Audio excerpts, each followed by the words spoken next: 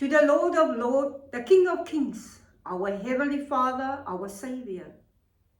Thank you, Lord Jesus, for your guidance and for your protection. Thank you, Lord, you are the creator of the heavens and the earth. You are also the creator of the new heaven and the new earth. Lord, but this morning we want to give you the praise, you the glory, and you the honor for giving us eternal life as we will step into the kingdom of heaven one day. We want to give you glory and honor this morning. Amen. Saints of God, welcome back to my channel. Today, under God's grace, I'm so glad to be with you today.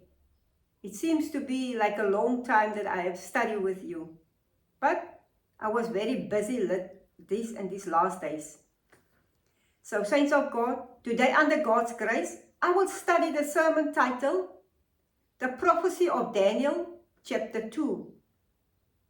So, I will study this part 1, part 2, and part 3. So, for the next time, I will study about the prophecy of Daniel, chapter 7. But today we will study the prophecy of Daniel, chapter 2. Now let us dive into the scriptures.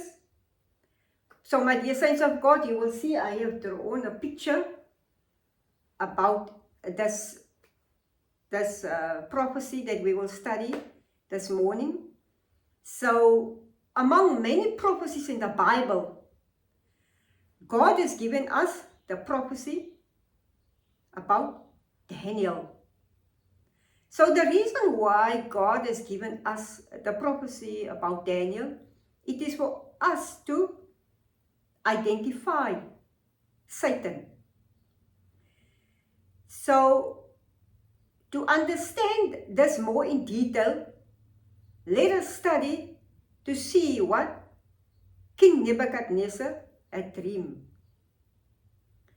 Now King Nebuchadnezzar, he was the king of Babylon, and he had an amazing dream. So this dream that he had, it is also a prophecy for us, what will happen in the future. So let us open our Bible in the book of Daniel chapter 2 and let us see what King Nebuchadnezzar had dreamed.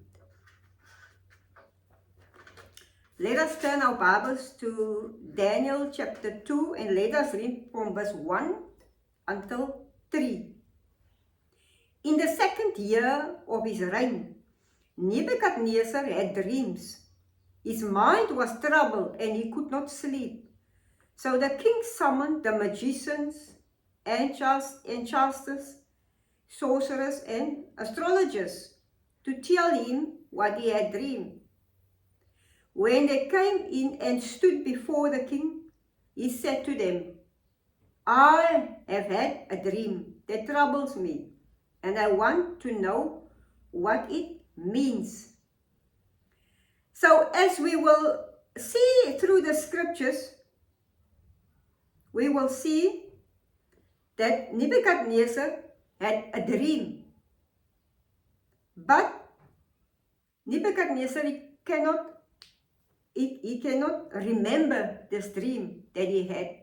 That is why he summons the magicians, the sorcerers, astrologers, enchanters, because he wants them to reveal this dream to him, because he could not understand what is the meaning of that dream. But as we will read further in the scriptures, they could not reveal this dream to King Nebuchadnezzar. But there was only one man, a prophet named Daniel, who could reveal this dream to King Nebuchadnezzar. Then let us read Daniel 2, let us read from verse 27 until 30. Daniel replied, no wise man, enchanter, magician or diviner can explain to the king the mystery he has asked about. But there is a God in heaven who reveals mysteries. He has shown King Nebuchadnezzar what will happen in days to come. So, in days to come, it means this is a prophecy. Let us read further. Your dream and the visions that passed through your mind as you were lying in bed are these. As your majesty was lying there, your mind turned to things to come, and the revealer of mysteries show you what is going to happen. Verse 30. As for me, this mystery has been revealed to me, not because I have greater wisdom than anyone else alive, but so that your majesty may know the interpretation and that you may understand what went through your mind. So, my dear brothers and sisters, what will happen in days to come? As I've said, this is actually a prophecy. So, then let us see the contents about what Nebuchadnezzar dreams about. Let us read from verse 31 until 33. Now let us see what he dreamed about. Your majesty looked, and there before you stood a large statue. This is what Daniel revealed this dream to him. But it is only through God gave him the wisdom to reveal that dream to King Nebuchadnezzar. Your majesty looked, and there before you stood a large statue, an enormous dazzling statue, awesome in appearance. The head of the statue was made of pure gold, its chest and arms of silver, its belly and thigh of bronze, its legs of iron, its feet partly of iron and partly of baked clay. Now this is where I must stand up to explain this in my picture that I have drawn. So let me put this chair aside. So my dear saints of God, let us see. Let us read from verse 31 again. Your majesty looked, and there before you stood a large statue, an enormous dazzling statue, awesome in appearance. So the head of the statue was made of pure gold. So the head is made of gold.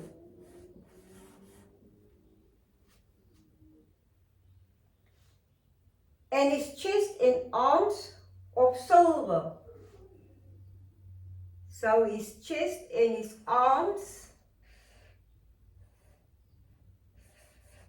was made of silver.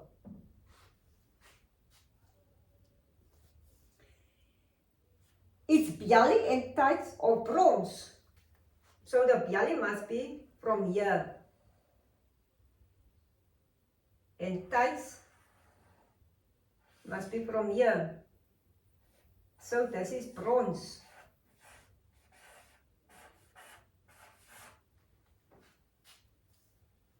And let me read further.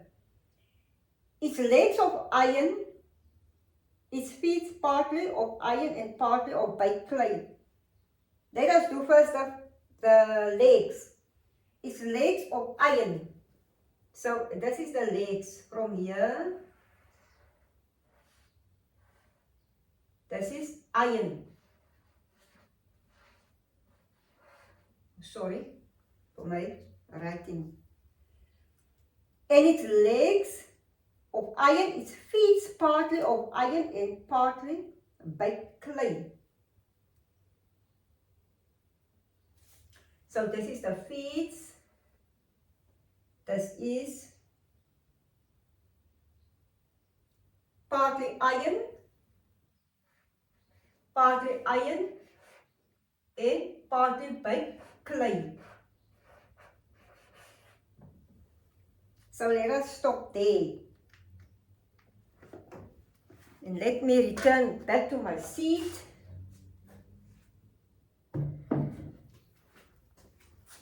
So my dear saints of God, so for this dream has a meaning. So about this metal, this is a metal that King Nebuchadnezzar dreamed about. Because the Bible teaches us it was a large statue, an enormous dazzling statue, awesome in appearance. The head of the statue was made of pure gold, chest of arms of silver, its belly and thighs of bronze, its legs of iron and its feet partly of iron and partly of by clay. So my dear saints of God, the gold, the silver,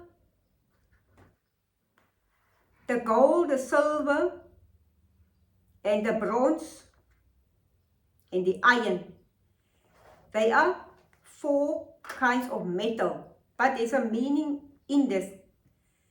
It means, it refers to 4 kingdoms. So this dreams that Nebuchadnezzar had, it was made up of 4 metals, gold, silver, bronze and irons, and this was actually a prophecy about the 4 kingdoms.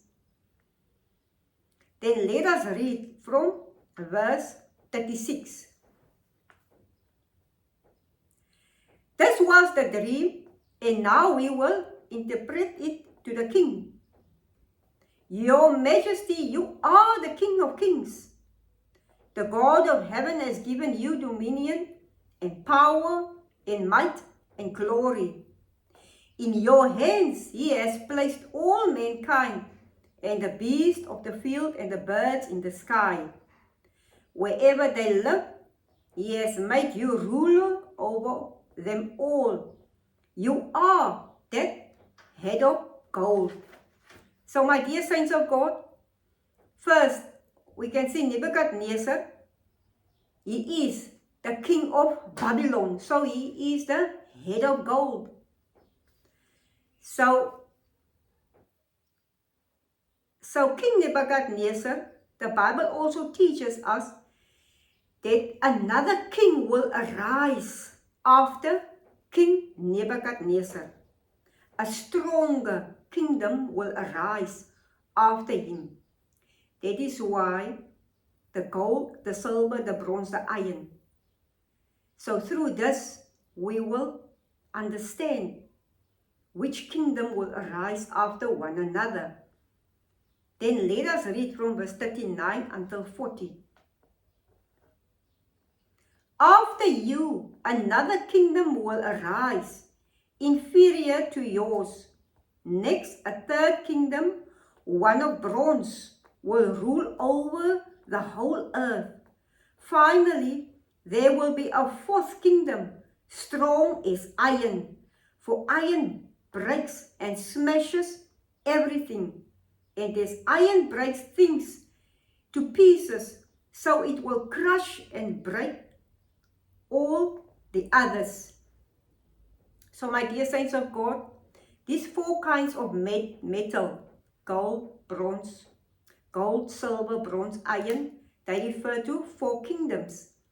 Then who is that 4 kingdoms? So it is Babylon, Media Persia, Greece and Rome. So if we look back in history, Babylon was defeated by the Media Persia. So in the Bible, King Cyrus, he was the king of Media Persia.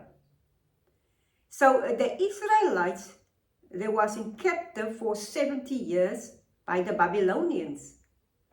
But when Cyrus became king in Media Persia, he conquered, he won a victory over Babylon, and he set the Israelites free. So we can see through this that Babylon was defeated by Media-Persia. Media-Persia defeated the Babylonians and won a victory over them. So through this, we can understand that the head of gold, Babylon, and Media-Persia is the silver. So silver is stronger than gold. So the Bible teaches us that after you another kingdom will arise, inferior to yours, and next a third kingdom, one of bronze. So then we have the bronze. The bronze is Greece, Alexander the Great. So Alexander became famous, and he was very young, and he fought many battles, and he won victories over many countries, kingdoms. So Alexander the Great, which is the bronze, he won a victory, and he defeated Media-Persia. So my dear saints of God, that is why the Bible teaches us that after you another kingdom will arise. So which kingdom conquered Media-Persia? It was Greece, which was established by Alexander the Great. So then what is the next kingdom? The next kingdom is Rome, which is iron. Now iron is stronger than bronze. So Rome defeated Alexander the Great. So that is why the Bible, the scriptures said in verse 40, finally there will be a fourth kingdom, strong as iron, for iron breaks and smashes everything. So this is where the Roman empires come in. So Rome was undefeated, was iron. So iron breaks everything, because iron is very strong. However, the Roman Empire, it did not last forever, even though it was so strong.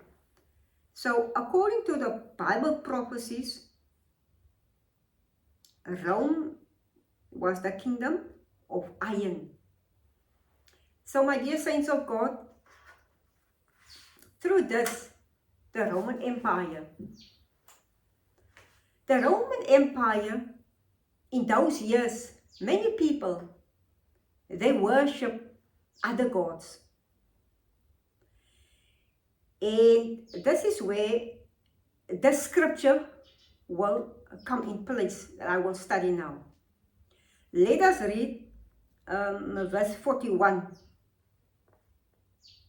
Just as you saw that the feet and toes were partly of baked clay and partly of iron, so this will be a divided kingdom, yet it will have some of the strength of iron in it, even as you saw iron mixed with clay. So my dear saints of God, we can see here that iron is mixed with clay. Let us also read verse 41. Now let us read also verse 42 and verse 43. As the toes were partly iron and partly clay, so the kingdom will be partly strong and partly brittle. And just as you saw the iron mixed with baked clay, so the people will be a mixture and will not remain united any more than iron mixed with clay. The Roman Empire came, and the Roman Empire changes all the laws, all the set times of the Almighty God.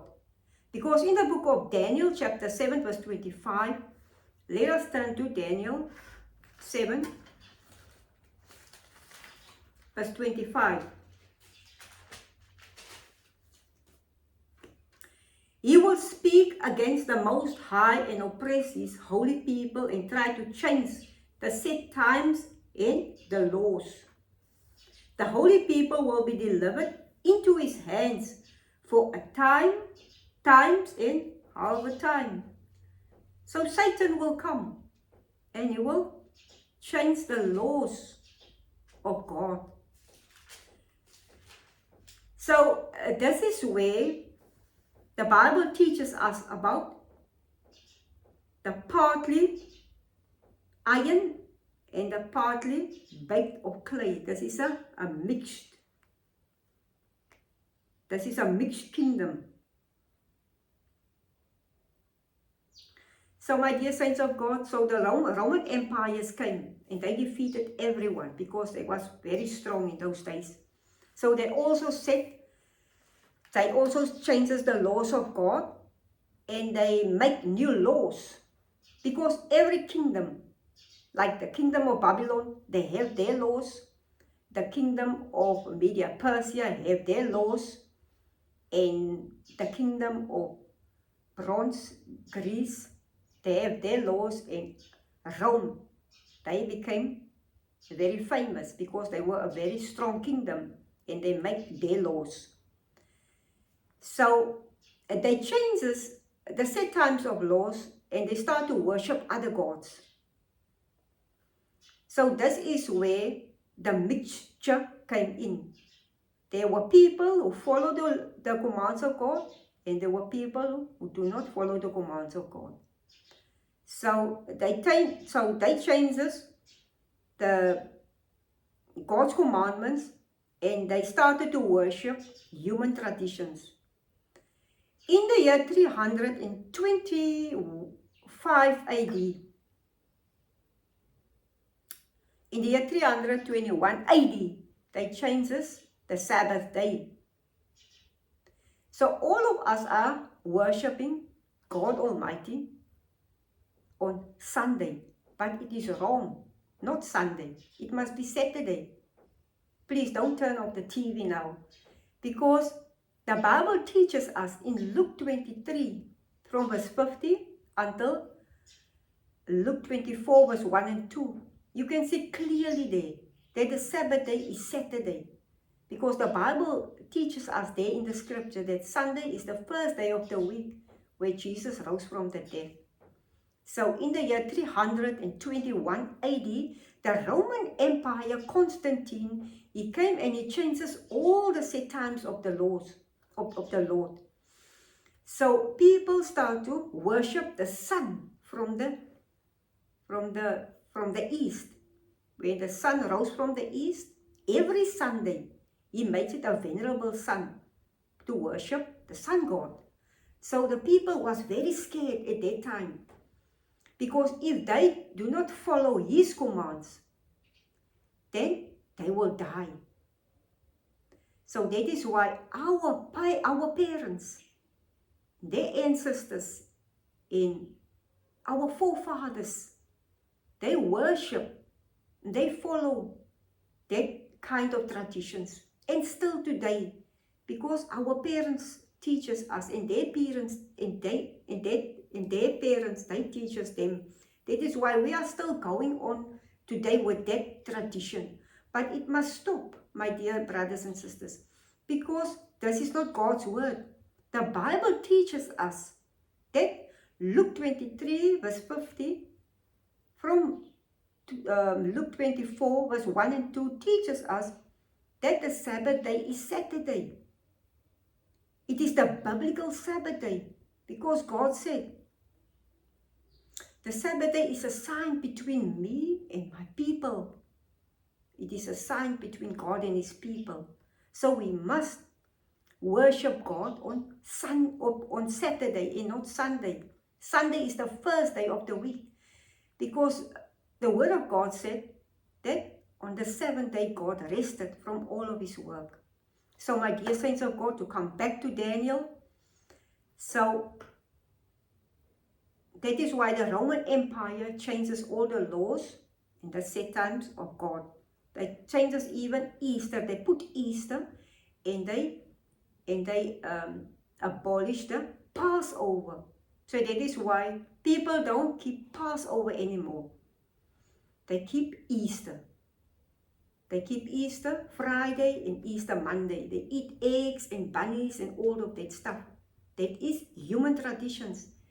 If you go search and you look back in history, it's coming from the Roman Empire and from the Council of Nicaea, because they changes the set times and the laws. They changes the Passover in the year 325 AD. You can go look it up. And they changes all those kind of stuff and they worship. Still today people worship human traditions and they think that is right. It is not right in the eyes of God. That is why the Bible also teaches us through the scripture that God will stop all the Sabbath, all the feast. So my dear saints of God, for next time I will study about the prophecy about Daniel 7. I'm so glad I could study this teaching with you this morning. So let us always follow the commands of God and let us hold on to what the Bible teaches us and not about what human teaches us, because the Bible teaches us in the book of Mark 7. Let me conclude with this last chapter, Mark 7. Let us turn our Bibles to the book of Mark 7.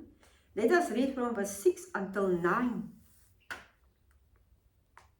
Jesus said, he replied, Isaiah was right when he prophesied about you hypocrites, as it is written, these people honor me with their lips, but their hearts are far from me. They worship me in vain. Their teachings are merely human rules. You have let go the commands of God and are holding on to human traditions. And he continued, you have a fine way of setting aside the commands of God in order to observe your own traditions. People worshipping their own traditions, mankind, human beings, traditions. So this comes from the iron, from the kingdom of Rome. Because the Roman Empire, he made that all those kinds of traditions. So if you want to find out more about this and you are curious about this, if you can go to the Roman Catholic Church. They have all the books there. So they will open it for you and they will show you the book of the Fathers of Faith. Even you can go to the library, you can follow it up, and you can go see there that the Roman Empire, Constantine, the Council of Nicaea, they do everything, those kind of things. They disobey the words of God and they let people follow human traditions, Satan. So that is why we must come back to the commands of God and we must stop doing what Satan told us to do. We must worship God on Saturday, which is the 7th day of the week, and we must keep the Passover. If we keep the Passover, then all disasters will pass over us.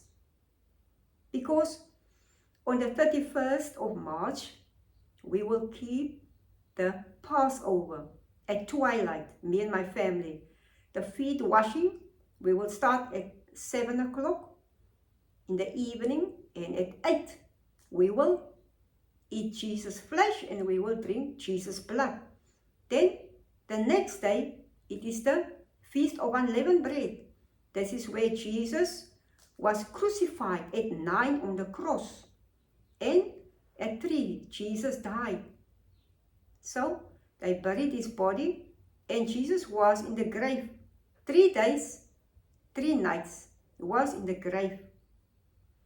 So every year we keep the Passover on the 14th day of the first month, according the sacred calendar, according the biblical calendar, the month of Aviv. So I have dreams, I have dreamed everything about this.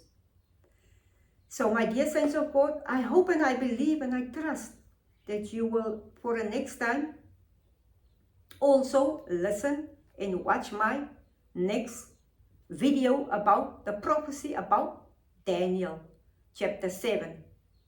God bless you.